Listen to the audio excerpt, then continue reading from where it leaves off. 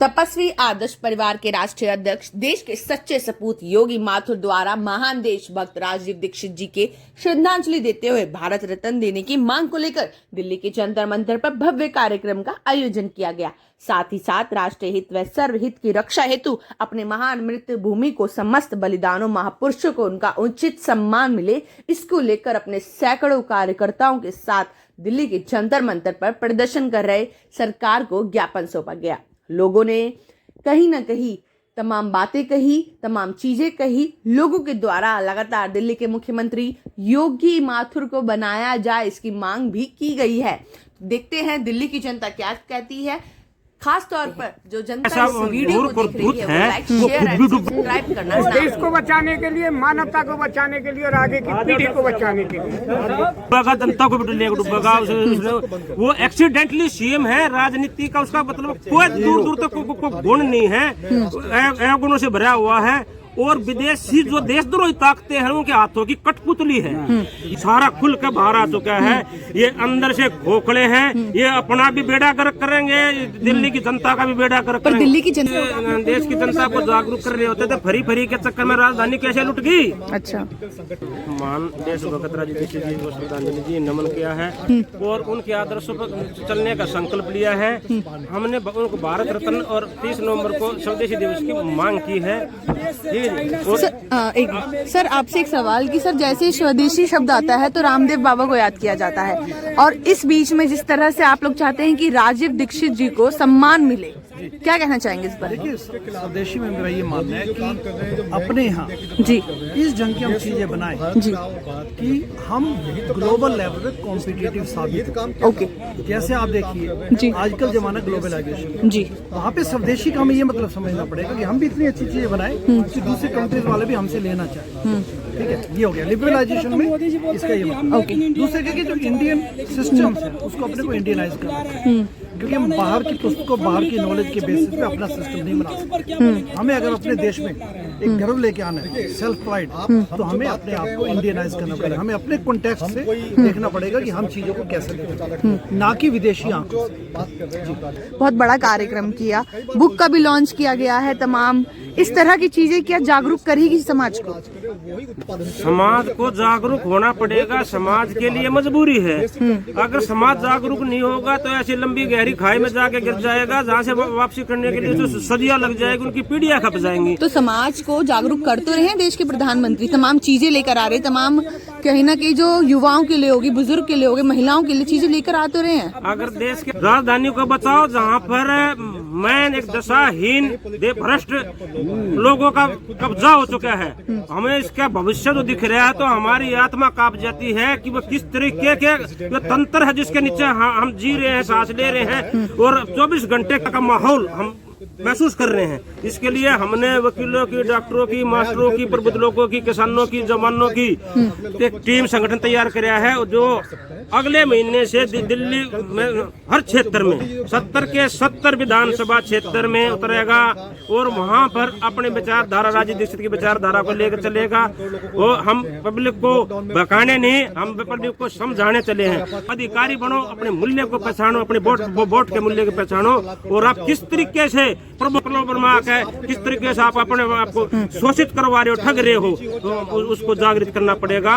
और अब तो जागृत करने की थोड़ी सी ही मेहनत की जरूरत है, क्योंकि पूरा राजपास हो चुका है इनका चाल चलन चरित्र। आने की लोकसभा चुनाव आएगा, फिर से भाजपा सरकार आएगी, कुछ भी नहीं। सुनो, आप जवाब दो डॉक्टर साहब, ठोस जवाब देना इसमें। हाँ जी, ना सुनो।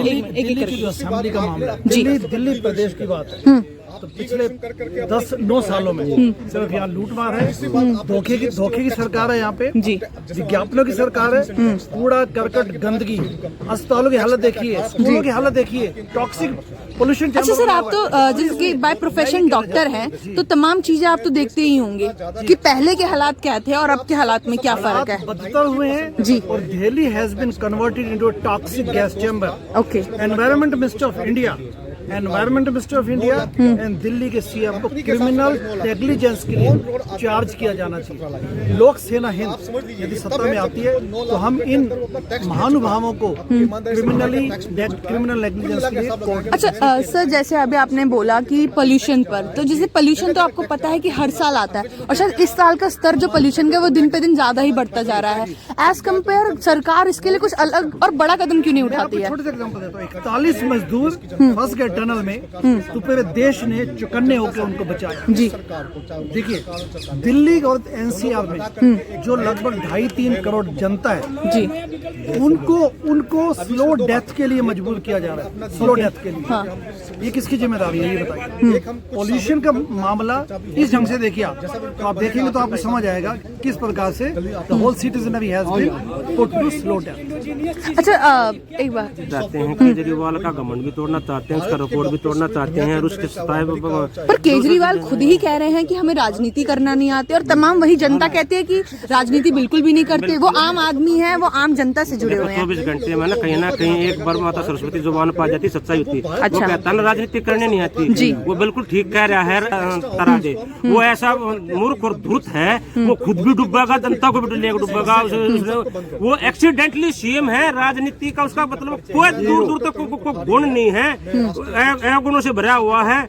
और विदेशी जो देशद्रोही ताकतें हैं उनके हाथों की कठपुतली है। ये कोल्लू में से पीस देगा दिल्ली की जनता में से, और उसमें 50 उसको खड़ा होगा, ये राजनीति करेगा।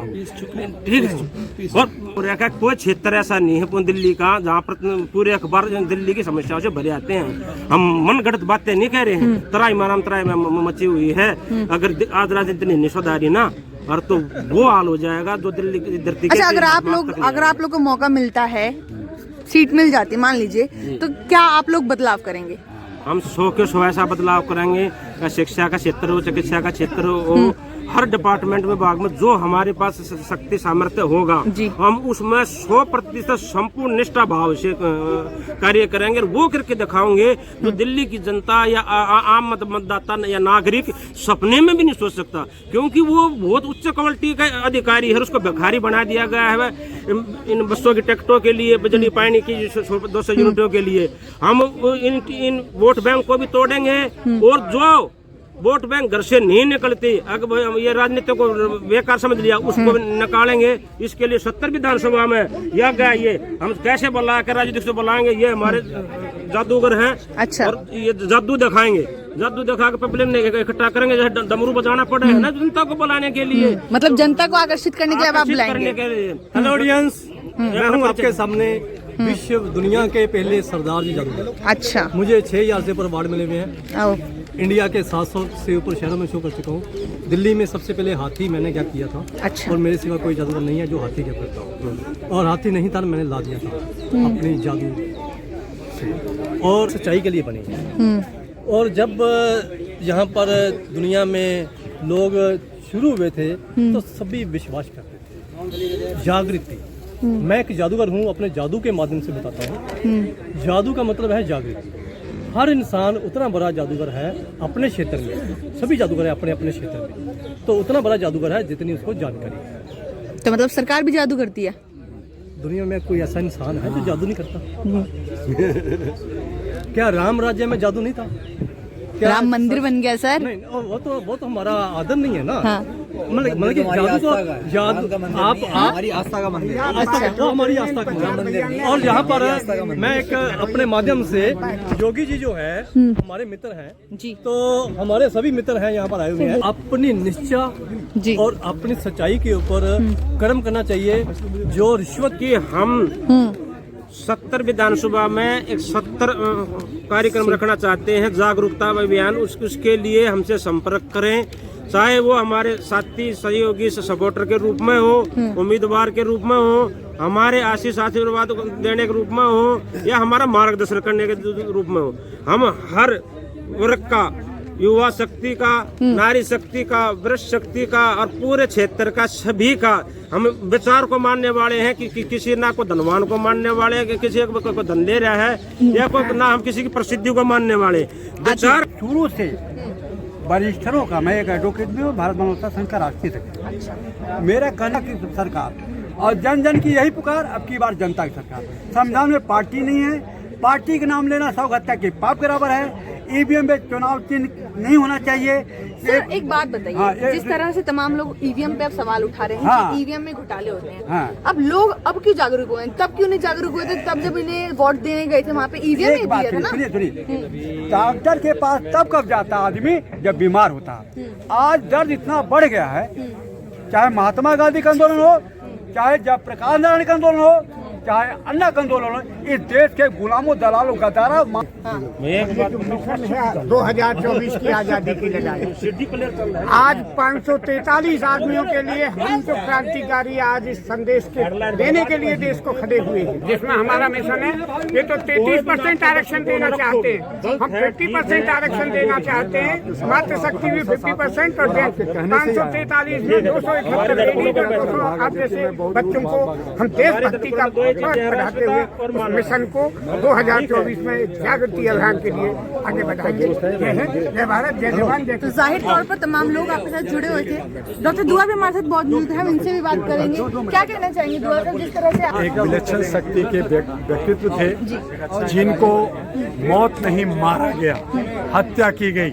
मैं खुल के कहता हूँ, कोई भी आज किसी भी मंच पे ये कहने के लिए तैयार नहीं है कि राजीव दीक्षित को मारा गया, उनको मारा गया, और मुजरिम कौन है ये आज पूरा भारत जानती है, लेकिन उस पर कोई एक्शन नहीं हो रहा। और वो आज जो है बनियागिरी कर रहे हैं। तो इस तरह से राजीव दीक्षित जैसे को बोलने वाले, समझने वाले, अकल रखने वाले लोगों को हत्या की जाती है, और जो ज्ञानी लोग हैं उनके मुंह पे, जवान पे उनको जो है बंदिश की जाती है, उनको बोलने नहीं दिया जाता अभिव्यक्ति की। तो क्या यही लोकतंत्र है? क्या यही लोकतंत्र है? इसलिए आज जो एनडीए या इंडिया जो अपने को सत्ता की बात करती है, नफरत की राजनीति फैलाती है और अच्छे सच्चे लोगों को जान से मार देती है और उसको बोलने नहीं देती है। और इसीलिए आज राजीव दीक्षित जी का मैं तहे दिल से अपनी टीम की तरफ से, अपनी पार्टी की तरफ से, अपनी संस्था की तरफ से मैं उन्हें श्रद्धांजलि देता हूँ। हमारे साथ मौजूद है दुआ सर, जो लगातार राजीव दीक्षित जयंती के अवसर पर तमाम कार्यक्रम किए गए, तमाम लोग मौजूद हैं। खास बात सुनी है आप लोगों ने, कमेंट बॉक्स में अपनी राय देना ना भूलें। तब तक देखते रहिए न्यूज अपडेट। मैं साक्षी जल्द हाजिर।